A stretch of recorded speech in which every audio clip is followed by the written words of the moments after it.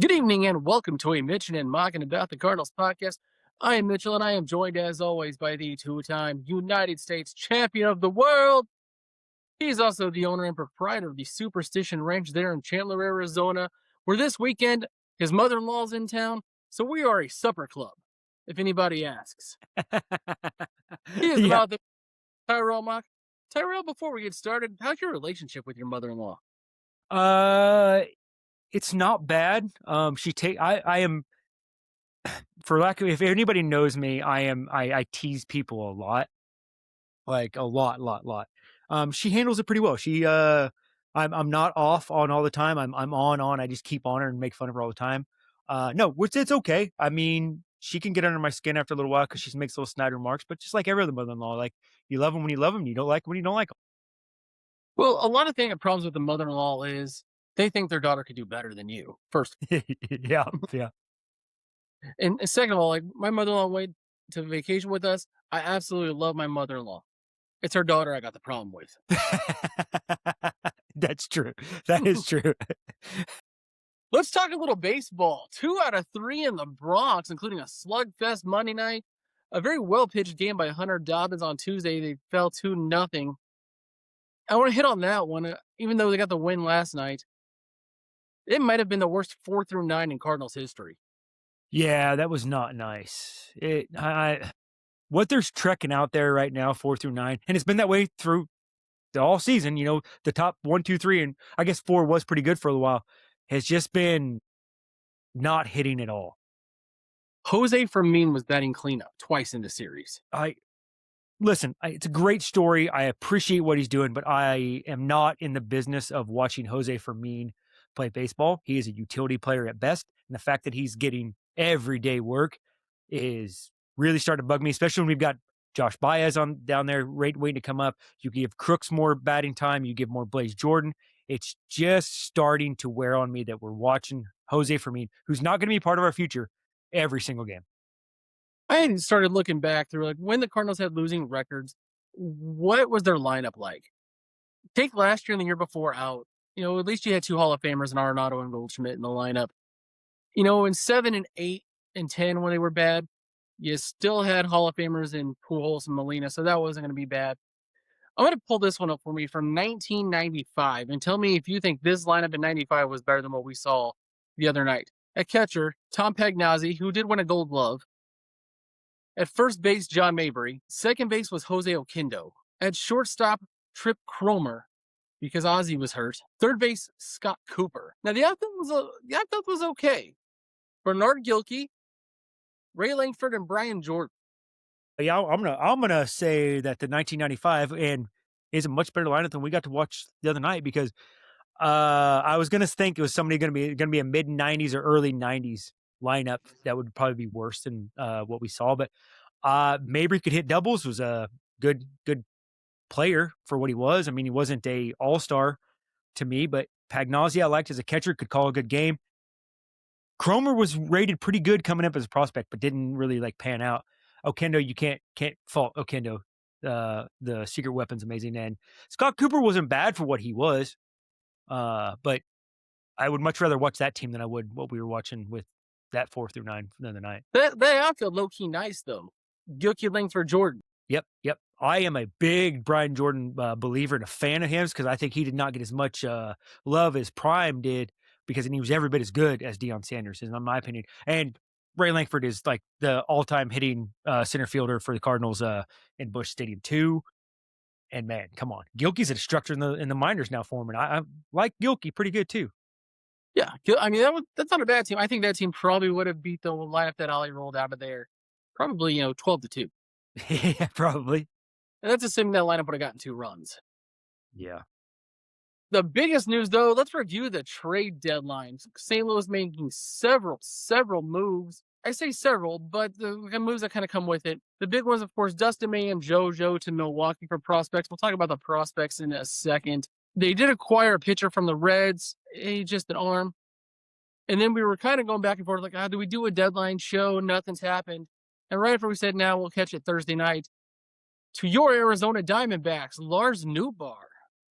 Kind of shocked. It was a shock, really. I didn't after the dust settled off the May and JoJo thing, I was like, they're probably going to keep Newt just because you'll get more of him out of the in the off season. So I think I was kind of shocked that he did get moved.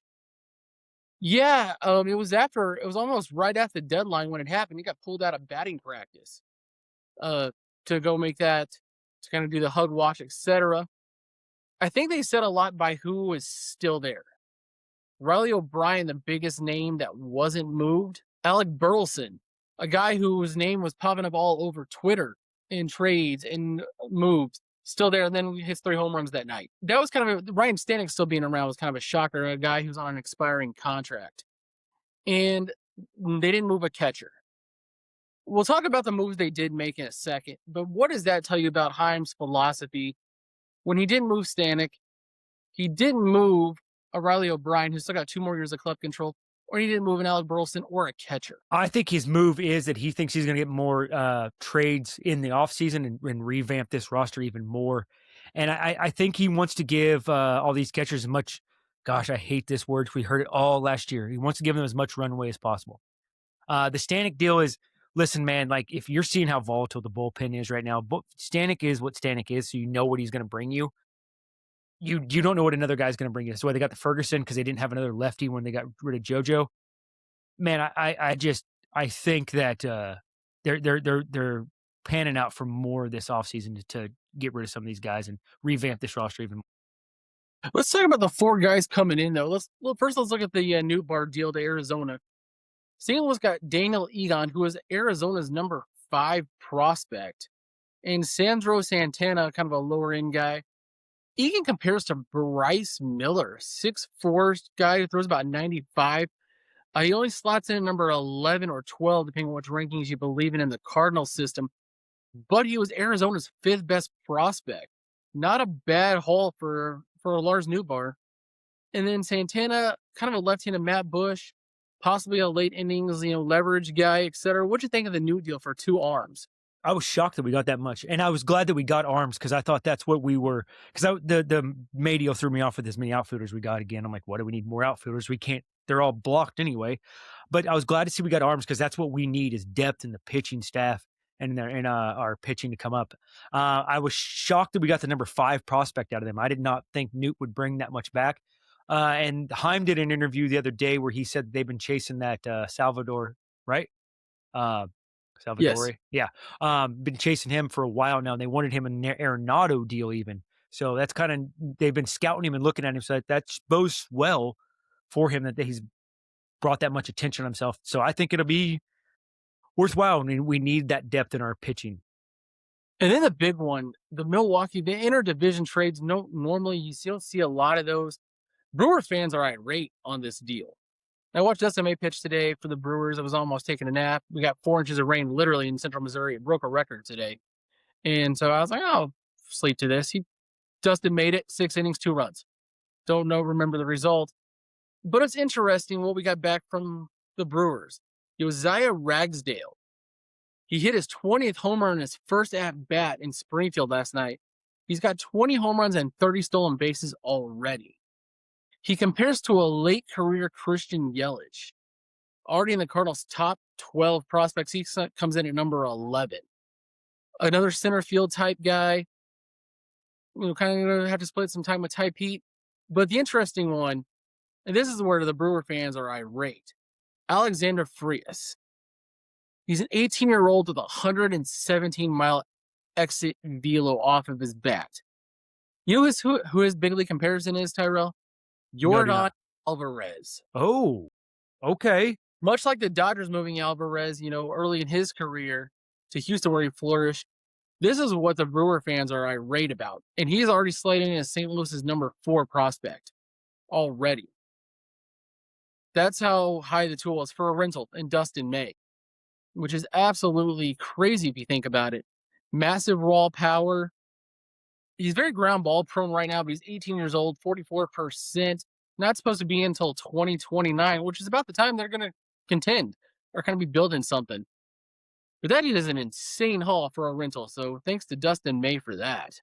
Yeah, I hated to see May go because I've wanted him in a Cardinal uniform for a while, and I think he would be what is going to be a great reclamation project, and he was. He got us some hauls back. as he left. And so it's sad to see him go. But what he brought us back was pretty impressive. I did not. I didn't like us trading with the Brewers because you're going to be still competing with them in 29. So why are you trading within the division with him? JoJo's still going to be around. Like I was very shocked at that. But Frias there is in Class A. Ragsdale's in Double A right now. So I was kind of like, I wanted more major league ready talent, but I also understand that the Cardinals are not going to compete until 29, 30. So right as those guys hit, will be here. Ragsdale, like you said, is a 20 guy already, and that's impressive to see. But the Frias is the most interesting prospect of the whole thing. But he's also young, and you see what these young guys can do sometimes and sometimes not. So it would be interesting to see prospect wise what we can see in the next couple of years. This is the second deadline that Heim Bloom has run. He kind of ran the one last year, even though Mo was allegedly in charge. And the big, one was shipping the body of Ryan Helsley, who's been atrocious since he left St. Louis, for Jesus Baez. The Mets thought they fleeced the Cardinals. Now it looks like the other way. Is this kind of the other deal where the Brewers are feeling really good about it? Dustin May and St. Louis maybe has a potential all-star in 5 years. I think so because I think, and this is not a trade that Mo would have been able to pull off, and like I said, he was doing last year's. I think because Heim really invests in the scouting department and the analytics and sees this stuff, and I'm not saying that Mo didn't, but I don't see that the Cardinals weren't doing that as often. It just felt like they were just going after pitching all the time. So I think as what we're going to see, it's going to be awesome to see, and we've our depth in our prospects is spectacular now. You're just hoarding prospects and hoping eventually some of these guys pan out, but Double A's crowded in outfield prospects now with Ty Pete as well, who is hit for another cycle the other day. Memphis is starting to get a little more crowded in the outfield. Eventually, again, you're acquiring assets, and that's really all they're doing. And speaking of asset acquisition, the Cardinals made a claim today on Everson Pereira from the Chicago White Sox, who designated him for assignment after they signed Joey Bart. Pereira is out of options, which means he has to be on the major league roster, so he'll be active tomorrow. You kind of wonder if Prieto will be the guy to go down again tomorrow when they make the roster move. A scouting report from a White Sox fan on X, tons of power, more suited for the corner outfield, but can play center field in a pinch. Maybe that right-handed complement to Nathan Church at this point, who's played well lately, better, so to speak. Ton of strikeouts, so essentially a center field version of Nelson Velasquez. I saw someone say this on X, and we'll talk about this in our next segment. Pretty much anything to keep Josh Baez down at this point, correct? Yeah, that's what it's feeling like, which is not what I like. But by acquiring an outfielder, you send Pareto back down. Remains probably going to play more third, even though Cardinals leader in triples, Blaze Jordan, is hitting the ball a little better as well. I would rather see prospects than 4A retreads, etc. Now, Pereira was a former top 100 MLB prospect, top 5 in the Yankees organization for a time, so there's some ability there. What are you going to do with this guy? Or is he keeping the seat warm until August 15th, which that is the day Josh Baez can come up without losing eligibility for Rookie of the Year? And that's kind of been the talk lately. Keep him down to the 15th, service time manipulation, and if he wins Rookie of the Year, they get a comp pick for him. This is probably a wait until Joshua Baez thing, or a compliment to Joshua Baez when they bring him up. But like you said, and it's only become a thing since that Chris Bryant, but they are manipulating the service time stuff again and again. But if a guy's ready, bring him up. Who cares? Get it over with. I know you want the Rookie of the Year because you get compensation draft pick if he wins, and you get for. But it's just it's kind of gross. And I know business is business, but like if a guy's ready and can be that plug-in for your team, you need to bring him up and see what they can do. I'm also kind of halfway nervous on Josh Baez because he has been in a bit of a slump the last couple of weeks. So it's kind of interesting what he'll be when he brings up here or if they bring him up. But he's going to be here until they're going to manipulate this till the 15th and then bring him up. And one last roster move today. Tink Hintz went unclaimed. It's kind of the shock of no one. And they optioned him to FCL, which is the Florida Complex League. That's below A ball, brother. That's like the bus league where you're just kind of hitting little tours, etc. That's a big fall, my friend. Yeah, from the number one pitching prospect at 22 to nothing now. Like he's got injury problems, shoulder problems. He's skinny, lanky guy. Got a lot of velocity, a lot of whip in his arm. I just don't think he ever put all the pieces together. I think he's still young. I think he's only think he's Jordan Walker's age, so he's 23, 24 years old.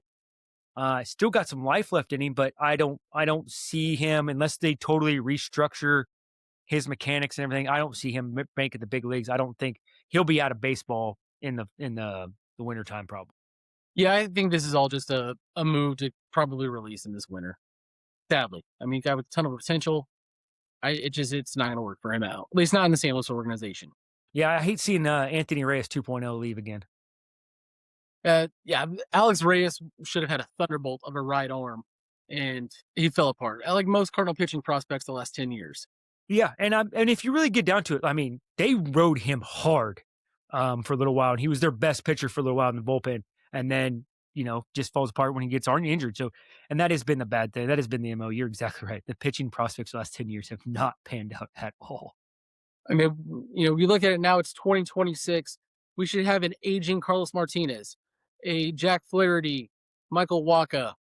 I'm missing somebody. I'm missing a ton of guys. Oh, yeah, They, you're they making Zach Woodford just Gallen, Sandy released one Alcantara. back down. Yeah, I mean, there Yeah, should be a ton of dudes that notice those guys hit after they left the organization. they did. And if you have you ever, there's an interview Zach Gallen did, and he said that what really made him blossom was leaving the Cardinals organization because the Diamondbacks had a different philosophy about pitching than the Cardinals did, and it suited him better. So I think the teams are starting to realize that they got to alter their philosophy for the pitcher and let him and be the athlete that he has. And that's what the Cardinals have been doing is drafting a bunch of athletes and picking up as bunch of athletes so they can trade out or bring up. But that's what they got to do is like cater their training to them rather than like you have to fit our philosophy. Yeah, no longer the one size fits all kind of philosophy. MLB.com updated their top 100 prospects, and for the first time since, and I can remember in a while, St. Louis has got 4 guys in the top 100. Rodriguez comes in at 12, Baez at 44, Liam Doyle's in there around the 60s, and then Alexander Frias comes in at 97. Hey, Four okay. players in the top 100. That's not terrible. It's not bad. That's rivaling some of your best farm systems right now, with like the Dodgers and Brewers right now. So that's what you want to see, and that means hopefully that they're going to develop these guys into something. Again, you just need somebody to hit. You need a couple of these guys that, especially catching in the outfield, you're massive depth. You need a third baseman long term. You're hoping between Pete, Ragsdale, somebody can develop in center. It looks like with the trade deadline philosophy that Alec Burleson is part of the future long term. Maybe a Jesus Baez is your third baseman, but you just drafted 2 middle infielders, and who knows if Mason Wynn's going to be a part of it. Yeah, it's looking like these guys are going to be the ones that get us to the playoffs, and they're going to be shipped out to let the rest of the prospects come up and actually get us over that hump. Because I don't know, Burley, I love seeing. I'm glad, and that's 3 home runs. I wonder if it just let him relax because he was probably hearing those rumors. So it's really nice to see him break out of that like that. But I'm with you. From what I've been reading on Twitter and stuff, is like there is no third base prospect coming. So it is probably going to be Baez that ends up doing that. So it'd be interesting. He is mashing the baseball right now. And the third base class is really weak in the offseason, if there is to be one. You're looking at maybe like a Ryan McMahon type. Dude, he need 167, 176 and 10 home runs this year. Yes. Yeah. So no, thank you. You're better off to just let Baez go and see what happens. Or not Baez, either Baez or even a Blaze Jordan to see what happens. Yeah, absolutely, absolutely. You're just gonna just to see. I mean, roll the dice on him. Like we know we're in a rebuild. So the fact that they've said for years that Cardinal fans won't stomach a rebuild, we will as long as you just tell us what the rebuild is going to be and how long to expect it. We're going to invest in our prospects and watch minor league baseball a little bit more than we'll major league baseball. But we're still getting involved and just going to want to see what this team is in the next couple of years. Speaking of the rebuild, Dustin May out. It looks like Hunter Dobbs has taken his spot. Quinn Matthews was shipped out to make room for the left-handed reliever they acquired. Your rotation going forward is going to be Dobbins, Leahy, Palante, Matthew Liberatore, Big Cy, and Michael McGreevy. That's your 5 running out. Quinn will get a spot start probably here or there. There's a doubleheader here in a couple weeks against Cincinnati. I expect to probably make a start there. What do you think of the rotation going forward? And out of these 5, do 3 of the 5 start next year or when we have baseball again? If you're not having baseball next year, I think that don't think they will be in there in 28. Surprisingly enough, I'm going to say Andre Palante is probably part of your future right now. That guy has just been pitching lights out. It's been amazing to watch. They like Leahy a lot too, what he's bringing to the table.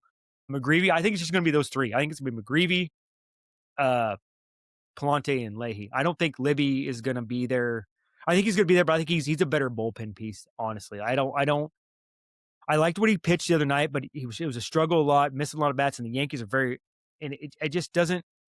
I don't know. I don't think Libby's going to be there long term. And you don't think Hunter Dobbins is part of the future? Oh yeah. Sorry, I forgot about Dobbins. Yeah. Dobbins is going to be probably your. I think they're going to go after an ace one of these days. I hope they do. Dobbins is going to be your number two.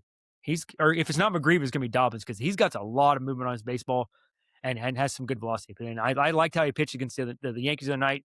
Maybe gave up those two solo home runs, but I mean, Shit was happens, really man. They were pitching. solo shot. Yeah, exactly. And that's it. That sure, give up solo shots all day long. I don't care. Your offense should be able to do more than it did on that night.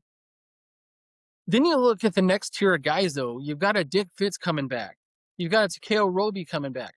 Julio Carangelo. Cooper Herberge, whose name I always mispronounce. Liam Doyle and Quinn Matthews. Dude, that's 6 arms for one spot set up next year. You're going to start that log jam. You got essentially 11 guys there for 5 spots if you count Matthew Liberatore. Something's got to give. Like, you're going to either have to move some of those guys or trade. You got to hope out of those 11 names, you can hit on 5 of them or 4 and go use those other ones to go get you what you need. And that's a front line, 185, 190 innings bulldog at the top of your rotation. Absolutely. And isn't the old adage if you have multiple quarterbacks, you don't have any quarterbacks? Correct. Yeah, so it's kind of like the same thing right now. We don't really have a pitching staff. We got a bunch of arms. We don't know what they're going to be. I agree with you. I think that's what's going to happen is they're stockpiling these arms and all these players to go out and make big trades and make things happen and move and shake. And the Cardinals, if they keep going building the farm system like they are, they're going to be players in the trade candidates every year, off season and during the trade deadline. So but I want them to get an ace. They need an ace, this staff, to stop this bleeding sometimes. I made the comment to my wife when I was watching deadline coverage all day. It's like, man, I miss when the Cardinals were in on guys. We were hearing rumors about Larry Walker, hearing rumors about Matt Holliday, or big name pitcher. Things like about Juan Soto. Even a Juan Soto, man. We're a year, maybe 2 away from that happening again. Like, maybe we'll get Bobby Witt to play third base. There's the hot rumor about Jackson Holliday, and surprisingly, Adley Rushman got moved interdivision, which was kind of a shock to me. Yeah. But I miss those days, and I think those days are coming soon, hopefully. Yeah, I miss the days of Cardinals being in the news and being the movers and shakers of the National League because they were for a long time. Like they still are. They're one of the crown jewel franchises of the big leagues, and that they should be players in everybody, and everybody should be in the market for the St. Louis Cardinals at all times. We might be called a small market club, but we have big market ability and need to remember that at times. Somewhere in the multiverse, St. Louis traded McGreevy and Doyle and Josh Baez for Tarek Skubal. That would have been so nice. Yeah. Just not this one, sadly. Rockies in town for 3. The Rockies, 25 games under 500, which means St. Louis will lose 2 out of 3. Absolutely, I agree with you. And it seems to me the more and more that we're watching the Cardinals after the All-Star break, they are playing up and down to their competition because, they played down, lost to the Angels, played up against the Yankees, who was a good team, and they beat them 2 out of 3. They couldn't get no one they didn't really do was, but they played against them pretty well, except for those first 2 games. Those last 2 games they played well was against the Cubs. So, remains to be seen. I'd like to see them just be even and bring themselves the same people to the park every day. You're a game under 500 going into this series against, again, a team that's 25 games under, who sold a bunch of parts. You got Leahy, Libby, and McGreevy going this weekend. Not your best chances to win. You got to get 2 out of 3 if you've got any hope at all. Yeah, that's all you got. If you want to stay in this race and stay relevant, you got to start winning series again. And this is, like you said the other night, this is the first series they've won in last 6 series. Correct. So, yeah, I think, and that's all it is. Like, you just keep winning series or split them. If you got a 4-gamer, you just got to start, and you'll stay relevant and have a winning record the rest of the year. Which brings us to our next topic. Can they get back in it? You're a game under 500. You're 4 back from the last wild card spot. Miami sold at the deadline. They're fading fast. San Diego bought heavy, their team. And then you got three against the Phillies, a team that you're chasing in Philadelphia next week, and then Arizona, and then the Cubs. Next weekend, St. Louis has got the Phillies and the Cubs. So if you want to make some hay, there's your chance. Yeah, yeah, absolutely, yeah. And I think that's what they need to do. Philly's going to be tough to beat, man. That's a really solid baseball team now. Going against Luis Ariz like they did, I think they're. I think they can get back into it. I think the Phillies are going to end up winning that NL East anyway, over the Braves. I think the Braves are going to fall off here. They just don't have the pitching depth for it. So I think you're going to be chasing the Diamondbacks and Cubs. Sadly, And I saw this, and let's kind of pivot really quick. The the Dodgers played the Cubs and played them tough. Have you been following the MVP race where right now it's PCA who's the leader in the clubhouse for the National League MVP? yes, I've been following it, and I don't agree with it whatsoever because you cannot be MVP hitting 226 with 20 home runs and everything. You got to hit for average. You got to bring more to the plate than what he is. And I'm sorry, he's a streaky hitter anyway. He did the same thing last year. His first half of this year was not great, and his second half of last year wasn't good. So if you put it all together, it's got to be a whole encompassing season. I don't see it. Now also Ohtani has been down this year. He had his first 2 home run game just the other day against the Cubs. So he's not all of that in a bag of potato chips. But I mean, it is Ohtani, and also it might end up being PCA only because the writers like a different story than Ohtani every time. So they're gonna be like, oh, man, it might be PCA. But I don't. He's not an MVP to me. I don't see him as that candidate right now. Maybe in a couple years, but I don't think he is right now. Who's your leader then? It's going to be Ohtani for me. I mean, just because of the way both sides of the ball that he does. And he is the MVP. You know, it didn't always go to Michael Jordan like it should have, but MVP is supposed to go to the best player in the league. And that's Ohtani. Until he stops doing both. Yes, yes, yeah, yeah. In tonight's segment, Old Man Yells at Cloud, I texted you before the show. I'm like, I'm pretty chill week, man. What's bothering you? Right now, electricity, because I'm having electrical problems. But no, man, I got to go get my oil change tomorrow. And since I have a 2020 and a Dodge and no suspension, my oil change is $129.99. Good Okay, lord. like, what are we do not do 1999 oil changes anymore? Do we not do anything like that? Like, what has happened to the prices like all this? And I know probably Strait of Hormuz or whatever the hell you want to talk about, but man, you can't even get any and dude, my truck is now I did this second time I go to this place, and I probably shouldn't go because I've been dripping a little bit of oil since then. It doesn't do it all the time. So I'm gonna take it back to this place and we'll see if it drips oil again. But man, like the cost of an oil change should not be $130. And they don't No, even bro. vacuum out my damn Dang. truck. Yeah. That's crazy. Yeah. Yeah. Now it's great. It's a dealership, but I mean, I got warranty on the thing. So I got to make sure I go to the dealer and everything gets past inspection and everything. And it's ridiculous to think about that I'm going to go spend that much money. They don't wash my truck. They don't vacuum it out. Don't do anything. They don't clean it. Just straight oil change and give it back to you. You can't change it yourself. I mean, I can, but I mean, where am I going to dispose of the oil at? That's fair. I mean, the fee alone probably will cover the 130. Yeah, probably. Yeah. Finally, I am gonna change it up on you. Tonight we're gonna blind rank it. Summer ends for me Sunday as it's report day for high school football. Teachers meetings start Wednesday. Summer is over. Yeah. Tyrell, I'm Sorry, gonna give buddy. you footballish stuff. I want you to blind rank these football activities. So remember your playing days here. In order of best day to the worst. Two-a-days. 5. It's the worst. The morning practice, the afternoon practice. Oh god, no, thank you. Number 5. No. The only good thing about 2-a-days was that break in the middle where you went to your buddy's house and you did things. You did things. Yeah. That's all I'll say. They to that. banned 2-a-days in the state of Missouri, man. Like, when I started my career in 2005, we could still do it. Now you're a max at 3.5 hours a day with a mandatory 30-minute break. Wow, I did not know that. Okay, We're soft, man. We're I so would say soft. We're so soft. Next one, the gym practice. Man, it's pouring down rain, it's lightning. You got to bring football inside. That's a number 2 because it's so fun. You get to you're in your shorts, you don't have to run in the grass and everything. It's a lot more fun. That's a number 2 to me. And you don't have to run the 100 yards. You only got to go to the football court. That's a good time for me. The first day of pads. Number 1, I love hitting.